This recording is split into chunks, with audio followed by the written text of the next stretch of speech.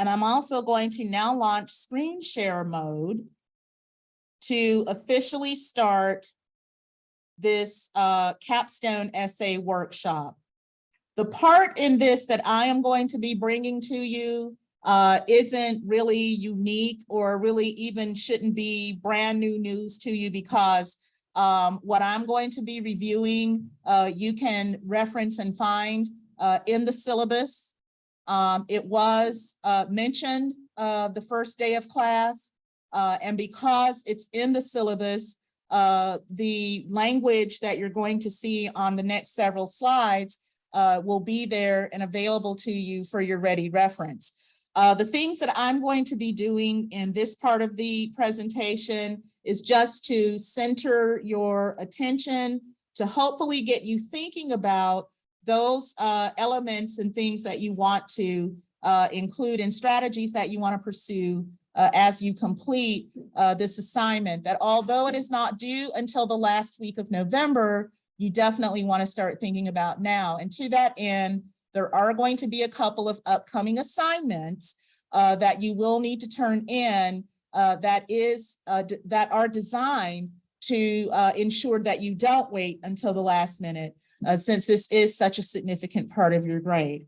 So this slide, the language that you see here is directly from your syllabus, and it says that this semester you're going to be reading, careful, that door slams when you come in. This semester, you will read some of the classic works of fiction and nonfiction that helped to define American society since 1865. For the capstone essay, students will choose at least 3 of this semester's selections that relate to the theme of citizenship and justice. Now, I do want to amend something that is said there. It says you have to choose at least 3 selections from this semester's readings. I am going to amend that to say you have to choose at least 1, but you have to use a minimum of 3 sources. Okay, now if all 3 of your sources happen to be from this semester's readings, then you've killed 2 birds with 1 stone, essentially. But all of your sources don't have to come from this semester's reading, because there is such a wealth of information that come from other books and other documents that we simply don't have time to process and cover as a class that you may come across that would be totally appropriate depending on your subject and depending on the approach that you take in your essay. The selections relate to or have to relate to the themes of citizenship or justice. So just as you have a choice in the reading selections you choose, you also have a choice in which of the 2 course themes your essay will focus on. Now, your essay is going to answer 1 of the 2 following questions. They don't have to deal with both, but 1 of these 2 questions. So here's the first. How do the selections you have chosen reflect the problems and or possibilities associated with being a citizen in the United States? So you can discuss problems or you can discuss possibilities, not necessarily both. Okay, so for example, I give you a couple of themes here to think about. In a country as wealthy as the United States, is poverty a personal choice or a societal consequence? So if you, let's say, go with that suggestion as the tack you want to take for your essay, the selections that you choose, the sources that you use as you prepare your essay is going to be an attempt to answer that question. And can I just tell you, what's the answer? Okay, that's the whole point. There is no right or wrong answer. I'm not grading you for how you come down on this, all right? What you're being graded on is your ability to effectively argue whichever side it is that you're going to take, and your ability to incorporate the readings and sources that you select in framing your arguments. That's what I'm grading you on. Not sure, how you answer this, all right? So from the get-go, just know that nobody's going to be evaluated on a particular point of view that they're taking. That's not what I'm looking at. I'm looking at how well you articulate it, how well you support it, how well you're able to incorporate the readings and sources that you selected. And even if those sources and readings that you selected even relate to the topic that you said you're going to discuss. And that's where these two ladies are going to come in with helping you to do that. So that's a problem aspect, right? Now, if you were going to deal with the opposite side of that, which is the possibility aspect, America was the land of opportunity throughout the 20th century. Okay, so if that's the position you're staking, the sources that you pick should coincide with the position you're staking. Why are you making that argument? What are these readings that you have? What do they say that speak to that argument? Does that make sense? Am I making sense? Have I lost anybody? Clear as mud? All right, I say that to see if y'all were still awake. All right. Here's another set of examples. All right, here's a problem. America's role as a global leader has caused an overextension of its resources and its resolve. All right. If that is a position you were taking, the three sources and or readings that you pick. Now, remember, of the three sources, at least one of them do need to be one of the readings from the class, right? The other two do not have to be, right? But if this is the position you're taking, all right, the readings that you pick, the selections that you choose, the sources that you use, it needs to back up your position. Does that make sense? Or else you're gonna be a confused individual if you don't like line everything up, right? Okay, so that's the problem side of this. Remember, you're only picking a problem or a possibility if this is the route you're taking, right? The possibility. America as a 20th century global leader. If not us, what would happen? If not us, who? Okay, so with this, you're probably going to be looking at documents like the one we just, Mahon on sea power, the influence of sea power. There are going to be other documents, particularly now that we're getting into the 20th century. Takes a look at America as a global force politically. Whether you're talking about World War I, World War II, there's a multiplicity of things where you're going to see America take sort of this policeman of the world role. And if this is your position, you might think that that's, a good thing. If we're not the leaders, then who are going to be? And is that the kind of world we want to live in? Again, I'm not judging your answer. Okay, I'm judging how well you're able to state it and support it. That's what I'm looking at. All right, so that's one tack you can take. Tack two, how might you define, thank you for closing that door quietly. Thank you. Oh my God, I feel like giving, I'm sorry, those of you listening to the recording, this door has been the bane of my existence because we're not in our usual class. Anywho, on to the topic at hand. If you decide instead to pursue this tack, how might you define justice in American society? And how do the readings you have chosen support whose definition of justice? What does it say? Whose definition of justice? Your definition of justice. So the first thing you want to do, if this is the tack you're taking, is maybe define what justice is. What does that look like? And again, whose definition of justice is it? Watch out. Quiet, okay, that was good. Whose definition of justice is it? Look at the screen, what does it say? Whose definition?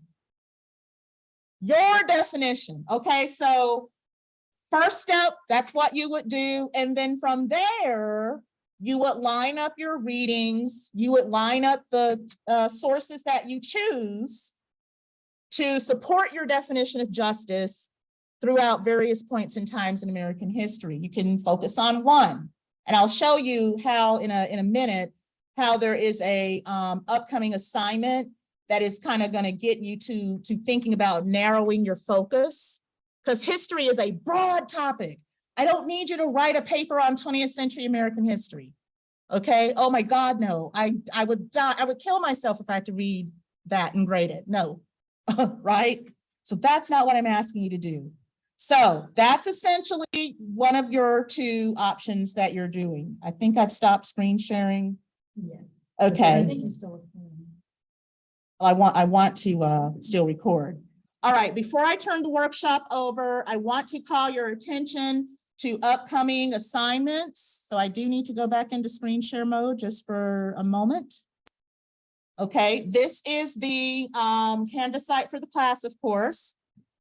The two assignments that you have coming due that will help you to get started on this assignment, so you're not waiting until the last minute, can be found by clicking on the assignments link. Oh, okay, I did add it. I was gonna say, did I add it to this class? Okay, I did not. I did it for the other class. Okay, hang on here just a sec, guys. I forgot to add it to this class. I did it for my other class. I'm gonna just show you where, because it's gonna be found in the same area. So this is actually the other section of the AMH 2020 class that I teach, but y'all's Canvas interface looks exactly the same, right? So even though this is for my Monday, Wednesday class, so for my Monday, Wednesday people watching this recording, this is actually your Canvas shell. For my Tuesday, Thursday students, it is going to look and be found in the exact same place, okay? Except you're in section 6, Tuesday, Thursday, Monday, Wednesday, you guys are in section 18. So you're gonna click on the assignments link, and you're going to scroll over to where it says upcoming assignments. Do you all see these two headings here? One says Capstone Prospectus Survey. The other says Capstone Essay Prospectus. Do y'all see that? Okay, Tuesday, Thursday, folks, it's going to be in your shell. Almost, as a matter of fact, I'm going to take the time and do it as the workshop's going on. So it'll be there by the end of this session. If you click on the first link, Capstone Prospectus Survey, there is a little bit of a description here on what a prospectus is and why I'm having you do one. But this is just the survey. This is the one that's due first. If you go to the survey itself, you'll notice there's only 2 questions there, right? Which approach are you leaning toward taking with your capstone project? I want you to pick one of those 2 approaches that we just reviewed. And then in the second question, I'm asking you which time period you're thinking about focusing on. Okay, and I'm listing essentially what all the major topics and time periods of AMH 2020 are, some of which we have already gone through, most of which, of course, we have yet to cover. Okay, but you can still pick something that we haven't talked about yet. You can read as background information for it in your textbook that you can do. When you answer those 2 questions, you hit submit quiz and you're done. This is due a week from this coming Sunday, October 9th, okay? And it's worth 10 points. It's an easy 10 points to get. It's also an easy 10 points to lose. So if you don't do it, it's a 0. And so don't do that. Just make sure you do the survey. So that's the first assignment. The second assignment is labeled Capstone Essay Prospectus. Again, if you click on the link, there's a little bit of a description there of telling you what a prospectus is. I'm telling you what the length of it should be and some of the structure there. You can turn it in as early as the 2nd, but it's not due until the 16th. So you've got a couple of weeks to work on your prospectus. The prospectus is my opportunity to give you some feedback.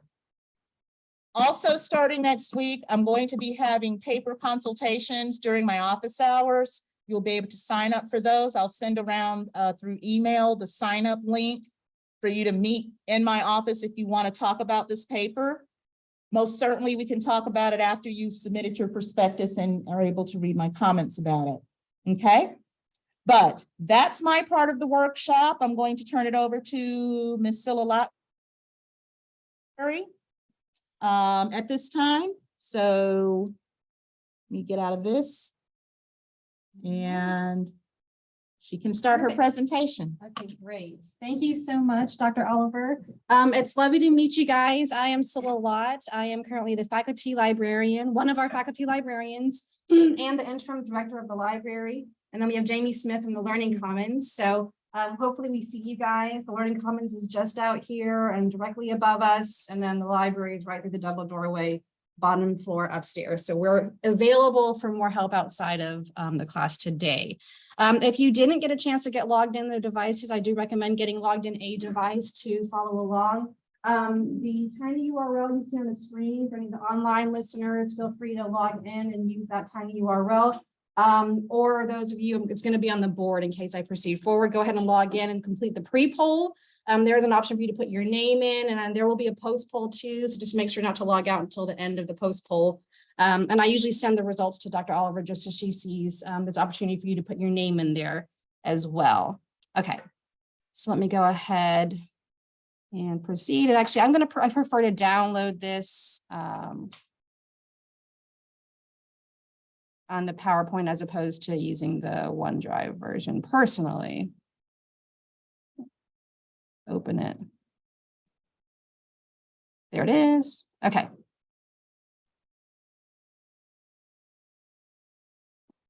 Taking a minute here. Okay, there we go. All right, perfect. So for our agenda today, and me and Jamie are going to watch our phones to make sure we're not going over time here. So we'll probably play it by ear. But we are really here to give you some research tips for some of those secondary sources if you want something beyond your readings.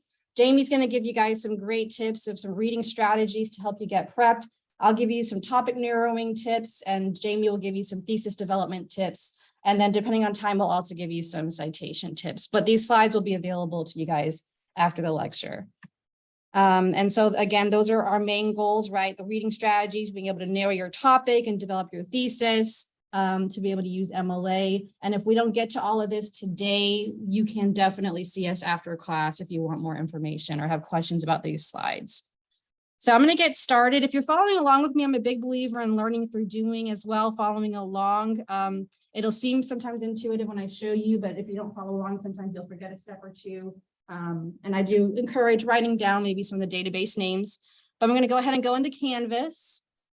So if you guys follow along and log into your personal Canvas shells, I'll go ahead and go with, I think since Dr. Oliver's already logged in here. Yep. So go ahead and go into your Canvas shell. Of course, depending on what section is listening, you'll go to your appropriate section. I'm going to go ahead and click on section 6 for the sake of today.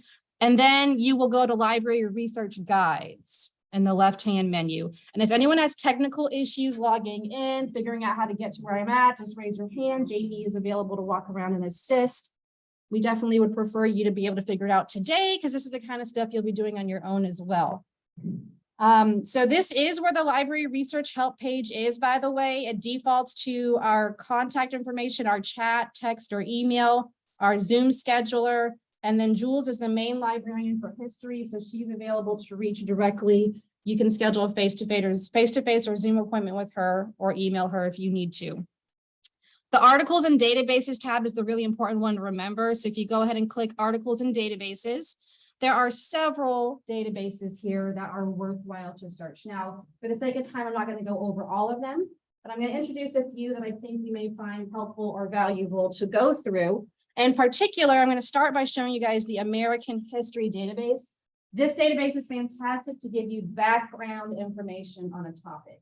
So let's say you're not familiar with the terminology or with a historical event. This is a really good one to kind of search some of those terms, search some of these historical events to really get a background overview of the event itself. So let me go ahead. Let's see, I might need to use my login at this point. Okay. And if you're following along, you can go ahead and click American History and maybe play around while I have it load here. Oh, of course, every time I teach that decides it doesn't want to work today. Well, that screen looks odd. That's normally not the home screen, but let's hope while I'm searching that it'll still function. So I wanted to demonstrate that you can type in terms that you're unfamiliar with. So I'm, say or an event or a historical event you're trying to get more knowledgeable about. Okay, I think this is supposed to be the homepage. Hopefully it's not happening to all of you guys, but here we go. I'm trying it again. So this is supposed to be what it looks like. And is it not working for others or just me? Okay. All right. I don't know if there's something. Okay. My third time was the charm for me. So maybe those who are having the same issue, just keep retrying. And hopefully after the third attempt or so, it'll start functioning. We'll look into the technology to see if it's not working. But these slides will be available. And if you guys will look at the screen, this is what it looks like once you do arrive. So here's an example, right? There's just the general term communism. If you're just trying to get oriented to the term itself, it gives you some background about what communism is. And then if you go back one, there was even one specific to the United States, and your papers will be specific to the US. So there's another example here, I can click that one, and it orients communism in relationship to the US. And if you go through your readings in your course, you'll notice that there is a section coming up, I think in Unit 3, may not have been published yet in your course, but it is in the Great Book syllabus, I believe. And you'll be able to see the Red Scares and upcoming events. So that's why I was using this example, because this is a potential topic that someone could use for their paper. And you'll see it's pretty thorough. The benefit of the database is it gives you an MLA citation at the bottom. In fact, almost all of our databases have citation tools. So that's a big benefit. Okay, I apologize why it's not working. I took 3 attempts to do mine. Maybe try switching a browser. Otherwise, maybe it'll work later on when you try, but these are the steps, and this presentation will be available to you. And I wanted you to take note too, notice this. Yes. MLA citations at the bottom. Yes. This is what you would want to every page you go to in the somewhere, the MLA citation. Yes, it's a great tool. Yeah, make sure you copy that and write it down, so that when you're ready to write your paper and you get to that works cited page, you're not taking an hour or two looking for this, or coming in and you're giving me the actual article and we're trying, oh, here's the author's name. First and left, here's the article. We can do that. I like it, but this is the easiest. Yes, and when it comes to saving, one big tip for the databases, please do not fall into the temptation of personally bookmarking these links on your devices. They are not like websites, so they will not last. You must save it in one of the citation or one of the toolbar methods. So you can email it to yourself in this case, and you can enter your name, email address. I would put my email in twice, so sending from you to you. And then it'll even attach the citation there. So that's a nice tool. You can also save it on your personal device if you have your own personal device, not one of these devices, because it'll clear it out after your use. Or you can print it. If you are a fan of links, there is a link here. So do keep that in mind, but just don't save these links or bookmark these. So that's just, I want to show you really quickly. There's much more in here. As you can see, there's video resources, there's photos, there's some, and we'll get into primary, secondary sources in a minute, but there's a nice plethora of information in the American History database. Now, there's another option I want to show you guys. If you scroll a little further down here to Gale eBooks, this is why I recommend like either jotting it down or following along. Yeah, They're not. you should be able to get this one. I've had trouble with the first one at home, but I've never had trouble with people. Yeah, so Gale eBooks Reference Library. This is a reference database. It collects kind of encyclopedic dictionary type entries. Again, this works really well if you're coming from a broad perspective, trying to get started on your research, trying to get oriented to the topic. These are the kinds of databases I recommend for these broad overviews. And so I'm just going to demonstrate the Red Scare search earlier. You'll notice there's a couple different entries, so you may want to try out different searches there and see which ones may give you, if they give you a little bit of variable results there. I'm going to go ahead and hit search, and you're going to see some of those encyclopedic entries. This comes from the Gale Encyclopedia of American Law. This one comes from Americans at War. So you'll see there's a nice variety there. And when you click it, it'll have that content there for you to overview as well, which is pretty thorough in this case. It usually gives you some subjects that are related to what is being discussed. So that's sometimes interesting to reflect on when you're doing your research. And again, that saving methodology is the same. So you want to use the toolbar to send to yourself. In this case, you can email it to yourself, put your email in, hit send, or this one allows you to directly download into one of your drives, or you can download on the device. So same kind of functionality available. Citation tools also here. So really nice. Sometimes they'll pop up the different, it might come on APA or Chicago, so you make sure you select it. Right. So this one has a little bit more variety in terms of citation style, but you are using MLA for this class. And then the citations down here as well. This one I like as a reading specialist, you can listen to it. So it has some of the library pages, you really got to look at all the icons, take advantage. This one has a nice list. You Absolutely. can make it larger, but you can make it larger by going Control Plus. Right. So, but that listening is really beneficial, especially for phone readers. Absolutely. An edge person, edge actor will read any document. Absolutely. Want to know how to do that? Come up and see me. Yes. So I'm going to go back one for those following me. I clicked the results in the top upper left corner to show you another really cool function of this particular database. It's the Start the Topic Finder tool here. So when I click that Start the Topic Finder tool, what it does is it takes the search that I put in and it actually categorizes the articles by themes, which is really very, very cool. Yeah, so there's McCarthyism here, and I know there were 2 Red Scares, as I learned in last class. So this in particular would be related to the time period of interest. But there were other ones too. I think there was, let's see if I can reset it. I think there was also United States history. Oh yeah, there was also a whole McCarthyisms. So there's a couple, McCarthyism. So you can see there's ways of kind of jiving in and getting a little bit more focused on your topic, even with a general beginning search. So now Red Scare, and we're focusing specifically on McCarthyism, and maybe we want to look specifically at the politics or the early 1950s. Maybe that's what you told Dr. Oliver in the survey. You're going to focus on the 1950s. So whatever it is, there are methods of getting a little bit more narrow in this database, which is nice. And then you can actually click some records. I see this as a government record, which we'll talk about in a minute, is, the difference between primary sources, secondary sources. But there's some nice variety in here. So if we go to the McCarthyism right here, it'll give us a little overview about that topic here again. And perhaps this would be one of the secondary sources you would want to supplement one of your readings, right? So I want to emphasize, and Dr. Oliver mentioned this earlier, that non-TCC database sources are not, no websites, right? So nothing outside the TCC databases. Don't do Google. Yeah. So either for this class, so make sure that it's either one of the readings or one of these database sources, which is why we're trying to take time to show you the databases today, in case you don't want to use 3 readings. All right, so I just want to show you that tool as well. This is, again, it's from Gale eBooks and the research guides from the library.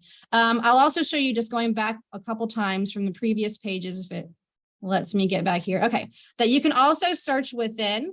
So let's say I was trying to add a very specific parameter, a search that will, make it more focused, and I didn't use a topic finder. I could also search a very specific word here. I think McCarthy had 2 C's, we learned last class. So I could put that search in here and submit. Spelling does matter for these databases.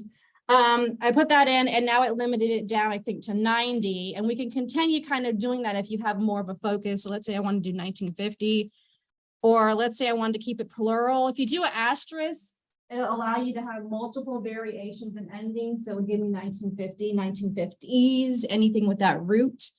So I'm just trying to get a little more bang for my buck. And here we go. We narrowed it down a little bit more as well.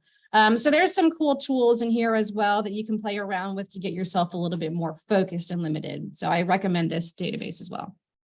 Okay, going backwards, one more I will add, especially if you do already have a more strong thesis and a focus, or maybe you just want a review of some of the readings. Maybe for the film, what was it called? Body Snatcher. And based on the Body Snatcher, you could look up a review. Maybe you didn't have access to the DVD, but you're still interested in learning more. You can actually go and look through JSTOR and a few of these other ones for reviews of some of these, just to get background. So Invasion of the Body Snatchers, and I'm putting this in quotes because quotes actually create a phrase. So it searches the words together. It doesn't separate them.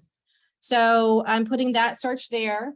And I will see there are several different results that are coming from book chapters in particular. If I did want to limit it by the source types, there are sources on the left-hand side. I believe there is an option in the beginning to do reviews as well. You're next. Let me Go up close to the this. Go back up with Yeah, it. let me go You're back. Okay, next. yep, If you watch the. this one, yeah. When you watch it, choose this. In the very end, this guy that's looking crazy, he says, "You are next," and then it started with "You're next," so it caught my attention. This is published in the Cinema Yeah, Journal. Somebody picks that one. I up. do too. These go much more in detail than the previous ones, which were more broad surface level. So when you download, you can actually download, accept, and download to read the full article. And a nice function I highly recommend is using the Control F feature. How many of you guys use Control F? Anybody? Yeah, I usually get a few every class. If you don't know about Control F, I highly recommend it. It is a game changer. If you're on a Mac, it's a Command F instead. It creates a search bar on your page. It does this for PDFs. It does this for browsers. It does this for PowerPoints, for your screen. And I recommend this when doing research because, confession, I don't read the entire 20 pages before I decide if I'm going to use it, right? I start off by skim reading. I start off by surface level searching terminology that I know I'm looking for, especially if I searched it. So let's say we didn't do this in the last one, but let's say I typed in the word problem or I typed in the word possibility. I was trying to lead the articles in one direction or the other. The word has to be in the article if it's showing up in the database. So if you don't know where that's showing up, you could try to search it. Now, I don't know if this one says the word problem. It does 8 times. I type the word problem there, and you can see at the top, it's kind of hard to see from far away, but 1 out of 8, and it highlights it for me right here. And I can go up and down, and I'll see exactly where it used that choice word. So I highly recommend it, especially if you're searching something and you see the title and you're like, how is this related? You know, I was looking at cats and it says, you know, dogs are amazing. Like, where does it say cats in here? You know, so I do that kind of research all the time myself. So highly recommend Control F searching. Okay. So just to show you, orient you to this one. So the tools here, there's the tool to share, email it to yourself, the saving. You saw the download already on your device. And then also the citation tool is here, and there's the MLA. So lots of benefits to using the databases. Any questions on any of the either American History, Gale eBooks, or the JSTOR database? So that's what I'm going to really introduce for the sake of time, but there are additional ones. In particular, I'm going to plug in these last 2. New York Times Historical History Reference Center. Jamie found several related to our theme today about the invasion of the body snatchers and all of that. So I'm going to hand it off to Jamie to continue further. Okay, so I was just asking people about, do they know SQ4R? Anybody did college success, the reading section? Do you remember SQ4R in that little reading section? No? It's survey, question, read, record, then it has recite and review. So the important part is questioning. And this is what this class is about, is questioning. She starts out with questions, you develop your own questions, and then you support the questions. KLW is similar, but the first one is, what do you know already? What do you need to learn? So it's similar. And then I don't know if you guys like to annotate or if you like to do Cornell notes, but don't just read your document and not record. You're going to read a selection or watch a very beautiful movie, and then you're going to read some other items. When you read it, you're going to think, oh, I remember that. You have these great ideas. You're going to forget. So you need to record. So I say summarize, summarize, summarize. Then I have the primary and secondary. This is a beautiful YouTube program written by a historian that tells you the difference of a primary and secondary source, because sometimes one source can be a secondary source to one historian and a primary source to another historian, depending on the question. Now, mostly it's gonna be pretty clear here. I handed out what's a primary source. All the articles that she has inside, the selections are all gonna be primary sources for you. Your textbook you're not using, but you can use it for background, but that textbook is a secondary source. Some of the things or most of the things inside the database are secondary sources, but it could be a primary source. If you look up the invasion of the body snatchers, and then you find a review from that time period, that is a primary source. But if you read comments about it today, that is a secondary resource. So the same review, one primary, one secondary. And so then once you got that, then I do say, look at these questions. I'm going to read them quickly. Who is the author? When was it written or made as a movie?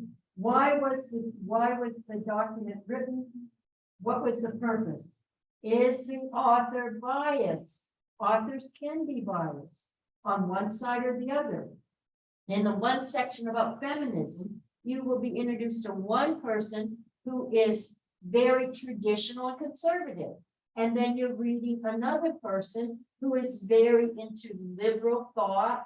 Take off your bras back then. She was that kind of person. And so you have the two texts. And so they both do have a bias in a sense. They're not in the middle. So you need to know that. What was the purpose? Who was the intended audience and how did the audience react? And then what clues to the past does this document provide when you're looking at it? And then those kind of questions will give you a window to the past. So secondary is almost the same. Who is the author? What are they addressing? And then you want to look at what were their assumptions, because even a secondary source like the textbook's pretty, I don't think it's too biased. You don't think it's our textbook. It's really well done. I looked up the author. He's really well known. But you could read something about the Civil War, and you're going to have one idea or another idea depending on who wrote it. So even secondary sources, you want to look at what's the assumptions.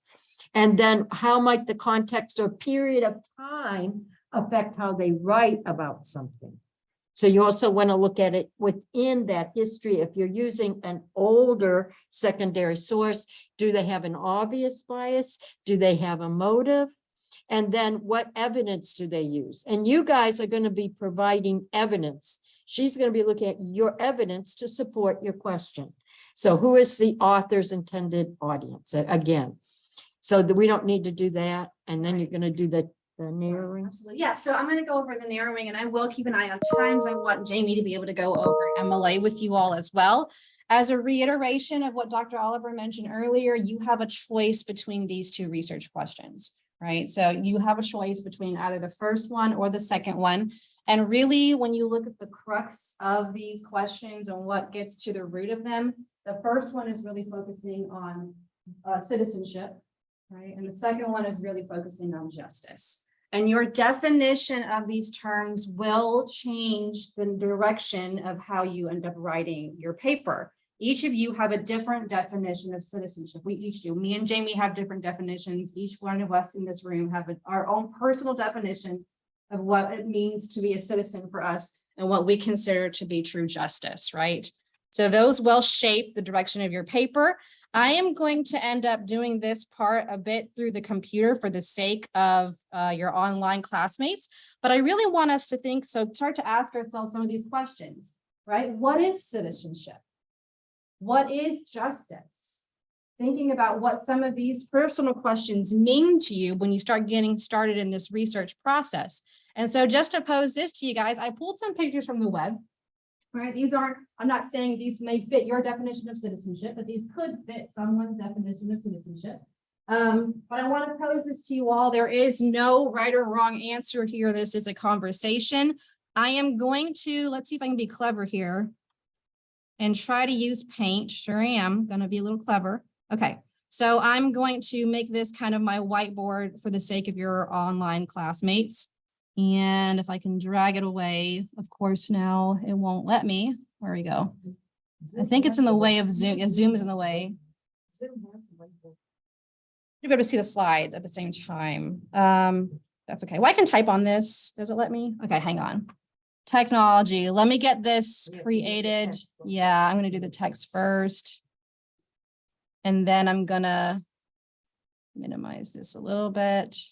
Actually reduce the screen size. Okay, so I'm playing with this a little. Okay, well, I had some images there. I don't know why it won't let me drag it once I pull it over here. That's weird. You can drag the Zoom tool on. Can I drag it downwards? Put it down. You can put it up, you can put it in. Oh, perfect. Okay, I think that was what was getting in the way. Thank you. Yay, I love it. It only takes a couple instructors to figure it out. Yes. So, okay, I'm going to move it over here a little bit. But my question to you all is, what is citizenship to you? So what do you consider to be being a good citizen? Let's just kind of spitball some things. What are signs of being a good citizen, or what's related to you to being a good citizen? So what do we think? In the perfect world, what's a sign of a good citizen? No wrong answer. What did you say? Involved in the community. Yes. What else? What are other signs? Is that the only sign of being a good citizen? As long as we're involved in the community, we're a good citizen. Following the law. Following the law. Yes, absolutely. What else? What else makes a good citizen? We follow the law, we're involved in the community. What was it? Respect of law? Yeah, respect of law, not just following. Oh, respect of the flag. Yes, so there's some kind of maybe pride of where you're from, right? Maybe involved in that, having respect for the country that you're a part of. Absolutely. Patriotism. Patriotism, that's a good word, patriotism, yes. Absolutely. What else? What else makes a good citizen? Community service, we've got patriotism. I can't spell. What about knowledge? Knowledge, Know absolutely. what's happening. Yes, absolutely. So we are in an environment in which some may be saying we are being good citizens. We are getting educated, right? Of the country environment, did you say? Getting educated. So education can sometimes be seen as a part of being a good citizen. And then in some cases, we're expected to contribute back, right? There's an expected contribution as a citizen. You're not just existing, but right. So I see Dr. Oliver has got her fingers kind of going together for the online students. Money, right? There's an expected return of investment for each and every one of us as citizens. Now, this is one of the avenues in which our society has defined as a pathway to getting more dollars, right? So there's a connection there. Education, there's a connection to the economy, I would say, getting, jobs, the job market. Taxes, yeah, paying taxes, being a part, right? Being a part of the political systems, absolutely. So I think we talked about this last time, activism, and getting involved. That's what she put in the first. Yeah. She said that was the very first thing. Okay, great, perfect, yeah, involved, exactly, absolutely. So anything I'm missing? I think we've got a pretty well-rounded citizen here. And, and I think, yeah, community involvement, service, maybe to others. We didn't really touch on this in the diversity, right, inclusion. For sure, some of those, and I think we talked about freedom. And we value that as citizens, being considered free. Okay, so we'll go to the next slide. Oh, okay. Those are all great. Yeah. Oh, it's not. So I can, yeah. So now that we've considered this lens right here of some of these that we've talked about, and let me see if I can make them a little bit bigger. Ooh. I think playing around with my technology. Okay, I think I might have to make it. Well, anyways, we can see some of what the screen says here.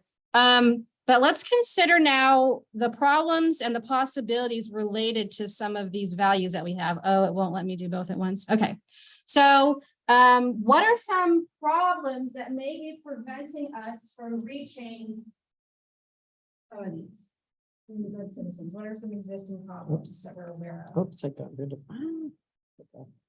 I was That's going okay. I was going to type on here. That's okay. So what are some problems? Oh, we got a student actually in the room. Mhm. Okay. Yeah. Okay. Yeah, okay. Not watching it live. Great. They can ask questions maybe. I can do it. Jim, No, if go you ahead. want. I'm waiting for Okay. the, I'm just waiting for them to say something. Yeah, I just want them to be able to see the choices. So what are some problems preventing us from being able to reach some of these? Or are we saying we live in a problemless world? So everyone thinks we're in a problem-free world. Well, this is such an optimistic room. My goodness, I see some smiles, so I know that's not true. So what are the problems that are preventing us from reaching some of these ideals in terms of citizenship? Yeah, exactly. What'd she say? Criminals, yeah.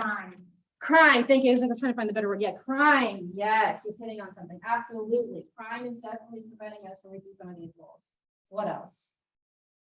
Poverty, that's a really good one. Poverty, absolutely. That's preventing some of us from reaching maybe the economic goals that we have in our society, to becoming, right, good contributing citizens. What other obstacles exist? Inequality, yes. So I was gonna put in the freedom one, right? Is everyone equal in our current culture? And if not, what are some of the issues contributing to inequality?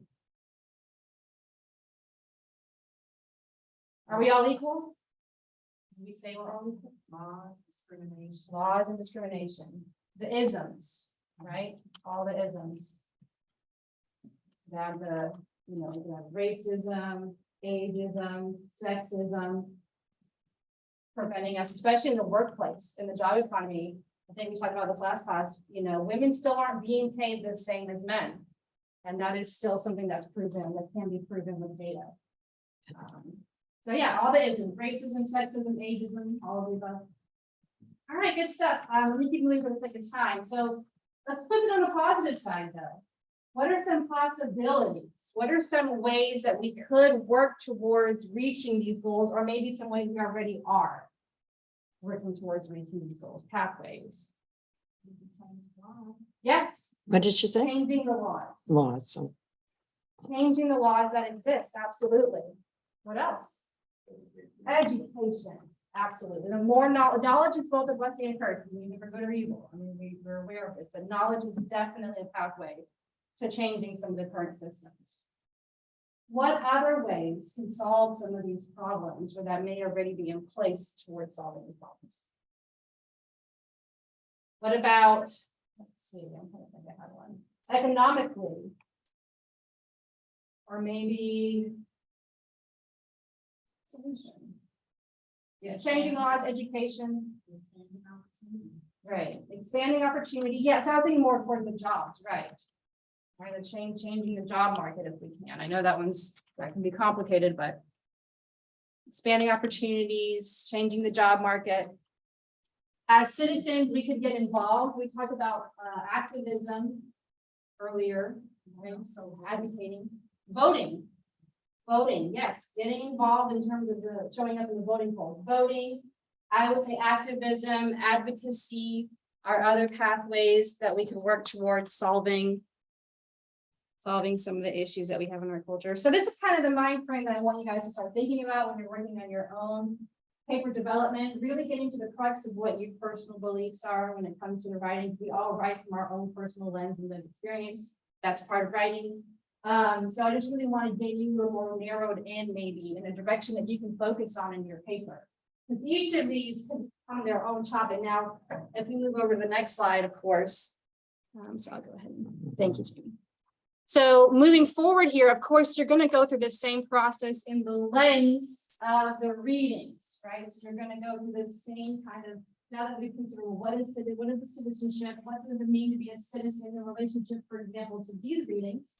We'll really kind of hone in either on the problems or the possibilities of citizenship that we see within the context of the readings that we Those read. are all selections taken from Unit 3. Yes, upcoming. And Invasion of the Body Snatchers is not a reading at all. It's actually a film. Film, yes. so when I picked, It's an option. So that was the one Daniel was a big fan of. Yeah, so How again, upset. I just wanted to go to that actually when translate it, right? Let's really start getting a little bit more narrow there. Thinking about these similar questions, but in relationship to what you have in your class. And then, so I just have some topics here. I'm not saying these are perfect topics. I wrote these up, I think, in 5 minutes.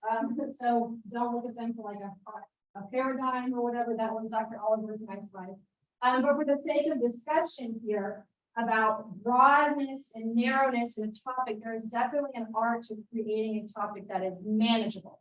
Not too broad when you're researching, but sometimes you can also have the opposite problem when you're too narrow. You have so many parameters that it's hard to find the research that you need. When it comes to researching, you need to pick kind of your choice keyword. When it comes to creating a thesis statement, you can get a little more detailed.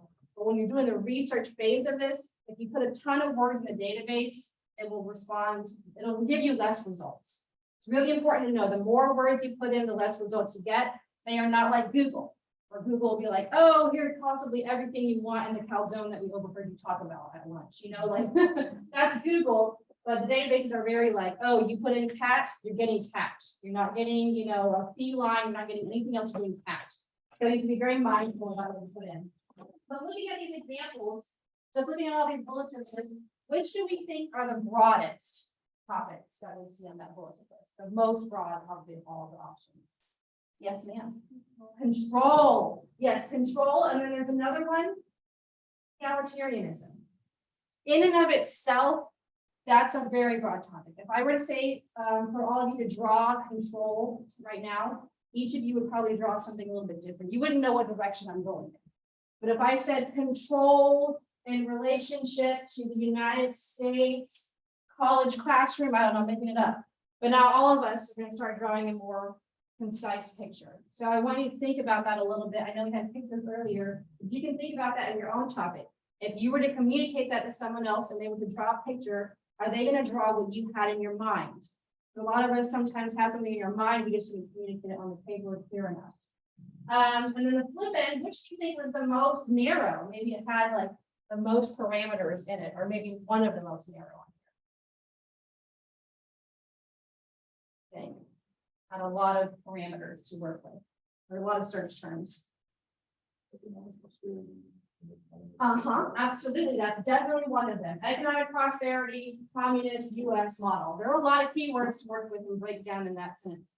Same with this last one, I would say. Radicalism solution, US fear, 1950. Now, these might make good thesis statements, but in the databases, you're going to have to pick and choose your most important key terms. So breaking it down in here, maybe the most important key term that person cared about was prosperity and economics in the US. Maybe that was really their major ones. Like if it gets down to that and you put all these terms and you're striking out, I'm encouraging you to back up a little bit and drop the terms that really don't mean as much to you.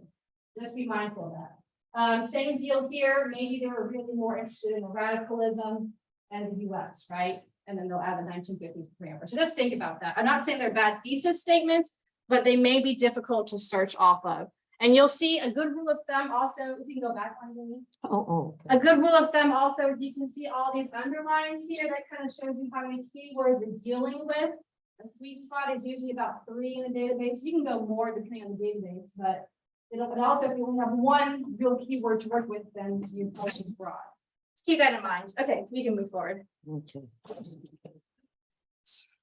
Yeah, so thesis, those were topics. So you narrow your topic, then you need to write your thesis.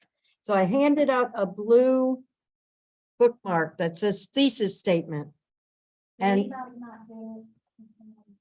I'm going to read it out for the people that are online, because it has a very detailed, what is a thesis statement? And then on the back, it has a very good thing of what is not a thesis statement.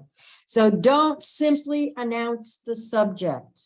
Don't just say President Truman used atomic bombs to end World War II. What does that really mean? George Washington was born in whatever place he was born in. Can you really discuss that kind of comment? This is supposed to be like a debate. You're showing your point about something in history. So then what else it isn't? It is not a question. I do use questions to get to the thesis statement. But after you do your questions, you're going to take a stance on something. And we're going to know what that stance is. So it's not a question. It also is not just a merely stated fact. We did that. And then it says, do take a unique stance. So again, the reason you want to look at it and you want to take some kind of a stance that might be a little bit unique is because then you are breaking history. You're part of the writing process. Then I'll be reading you and your opinions. So like she was saying, don't be shy. As long as you can back it up, don't be shy. You're going to have to back it up. But you still need to be restricted. That's why we did narrow the topic. So I did this because it's a little shorter. This page has a little shorter information than the handout. The handout's detailed. So it says, what does a thesis statement do? It provides a focus for your research. You use a thesis statement as a roadmap. You probably heard that in English 1101. How many of you heard that in English 1101? Your thesis statement is a roadmap. Yeah, some. And then it also furnishes your organization theme. Because if you're writing about something, usually those points are what your paragraphs are going to develop. If your paragraphs can't develop the thesis statement, we need to develop your thesis statement. And then it gives the reader precise knowledge. Notice what you're going to argue, what you're going to debate in case you don't like that word argue, because here it's talking in an academic way. And then here are some examples so that you can, and this is a good page to go to see some examples like they have. I'll just pick one for the sake of time. I'll pick this one. Louis is it 14th? I'm dyslexic. I want to say 16th. Louis the 14th was a strong king who broke the power of the French nobility.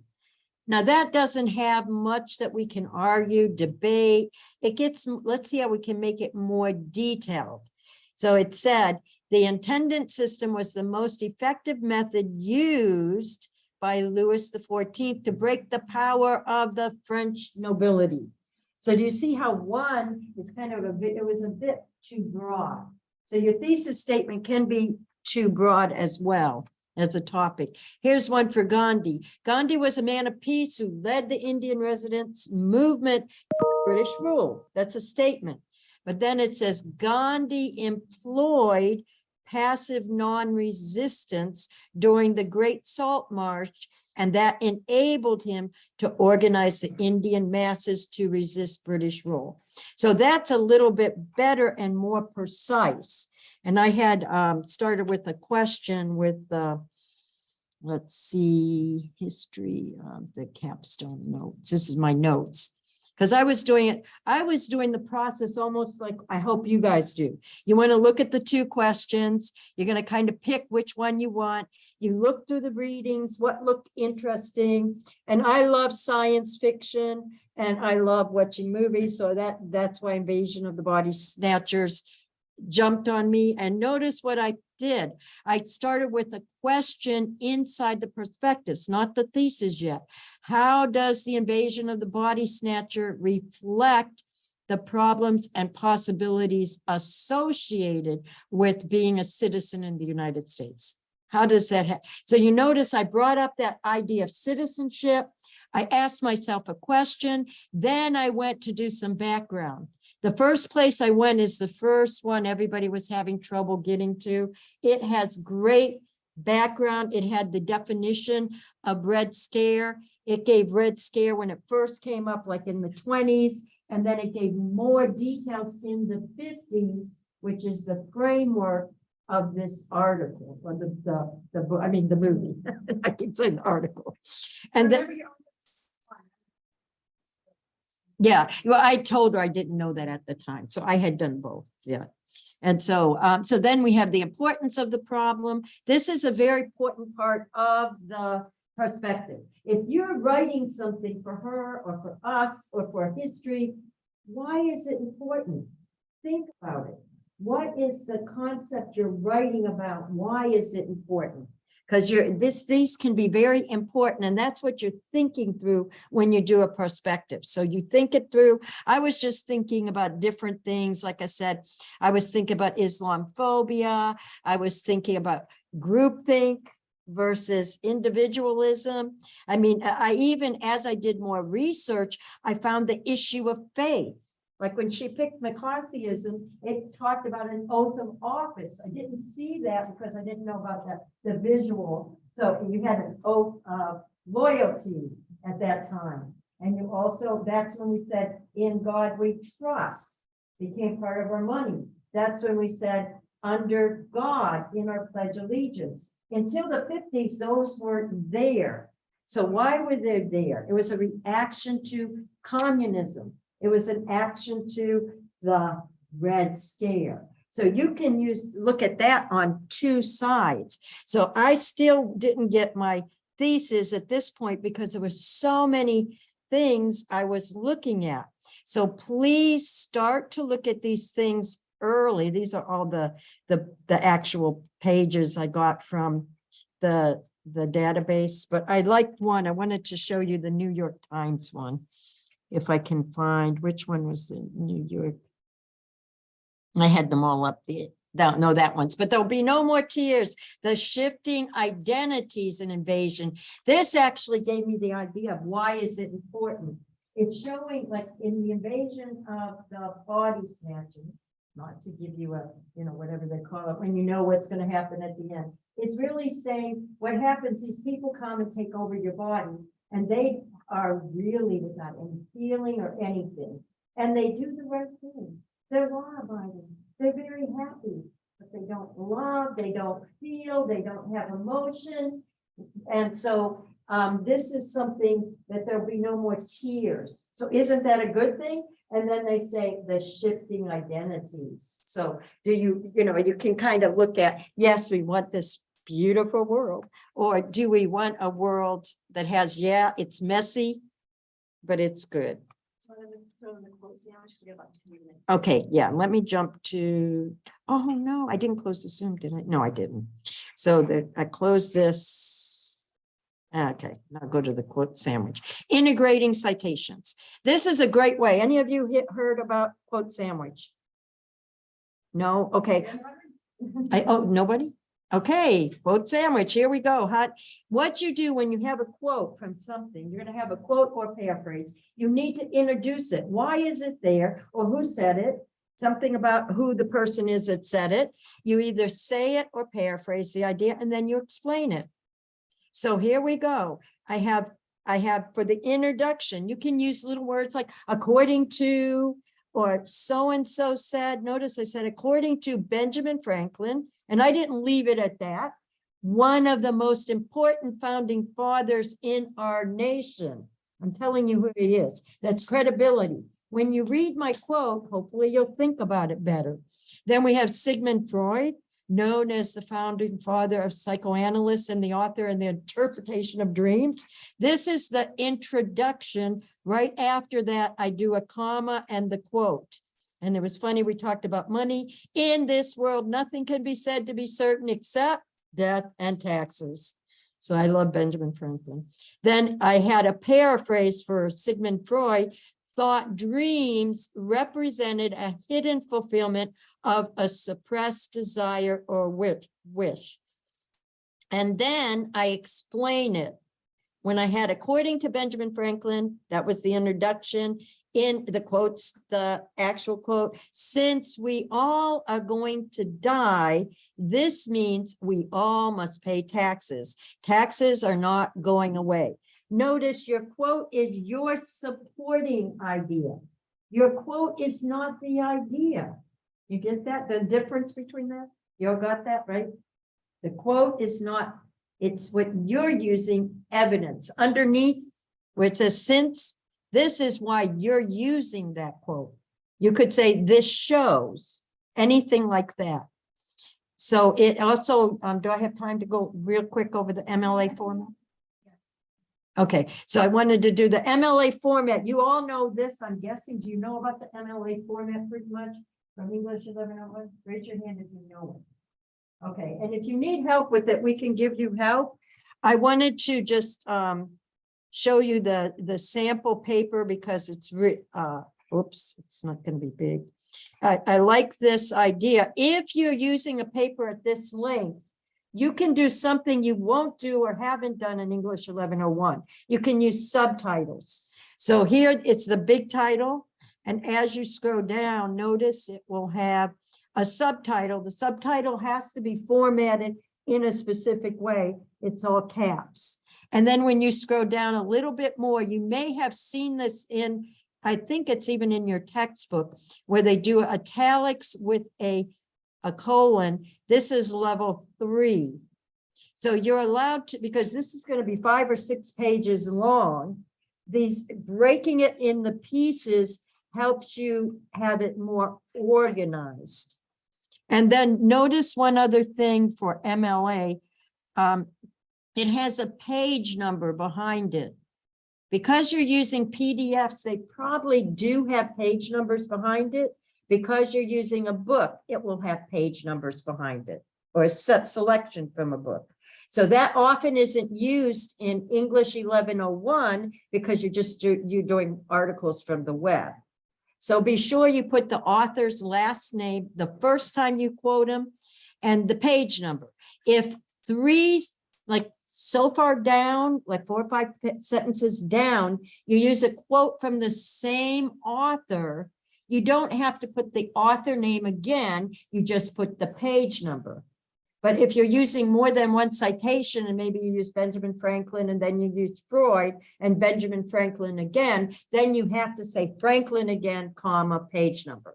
Does that make sense? It's a little bit different than what you would have done in English 1101.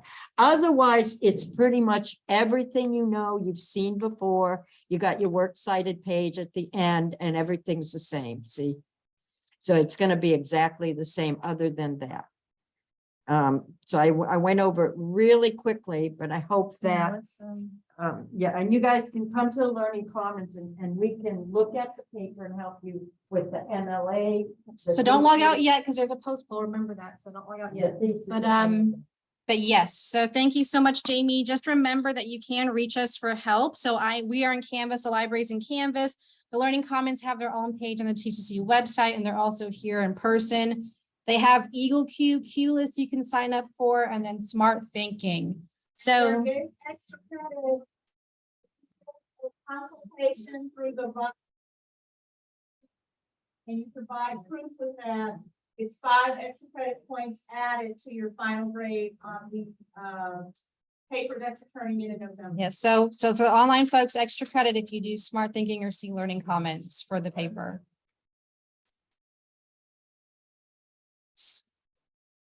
So the post poll, for those who've been following along in the Canvas shell, oh, go ahead. Okay. So for those who are in the Canvas shell for the post poll, that is going to be in the library research guides tab, and you need to click the assessment right here, and you can go ahead and fill out the post poll. So I'll give you guys a few moments, and then I can even perhaps go over the answers. In a few minutes, I'll watch live to see the responses, but yeah, take a few moments. It's the same exact questions as before. Hopefully now you have an idea of the correct answers after class. If you need help from me or Jamie, go ahead and put your email in the last box and we will reach out to you to find out how you need help. But go ahead and complete the post poll. This is different than the pre-poll. They're 2 separate assessments, and I'll email them to Dr. Oliver later. Okay. So I'm going to go ahead and I'm going to stop the screen share so I can look at these live. But again, for those trying to complete it, it's in Canvas, Library Research Guides, Assessment tab. And I'll look at the results live real quick. Let me mute the screen. So it's confidential information. And that's not what I want to do.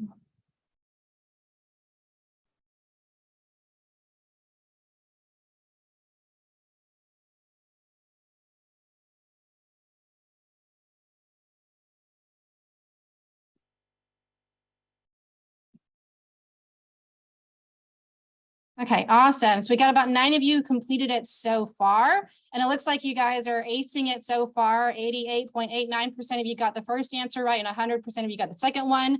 Awesome. Just to go over the poll real quick with you guys. Okay. So for the first one, since most of you got that one right, which topic is too broad? What do you guys want to volunteer for that one? Which topic is too broad? Communism, yes, communism in the United States. What specifically about communism, right? What time period, right? They need to get a little bit more specific there. And then the third one, what was the technique Jamie taught us? Quote sandwich. Yes, everyone got that one right. So we will see if any of you were asking for help in a few, Let me close that out. Okay. All right, awesome. Did you have any final? No, this announcements? Okay. concludes the capstone essay workshop that was conducted in consultation or in conjunction with the library and the writing center. Thank you, ladies, for your time and information. The resources that they shared, useful. Back in the regular classroom on Tuesday. Have a great weekend. Great, guys. Thank you, guys. All right.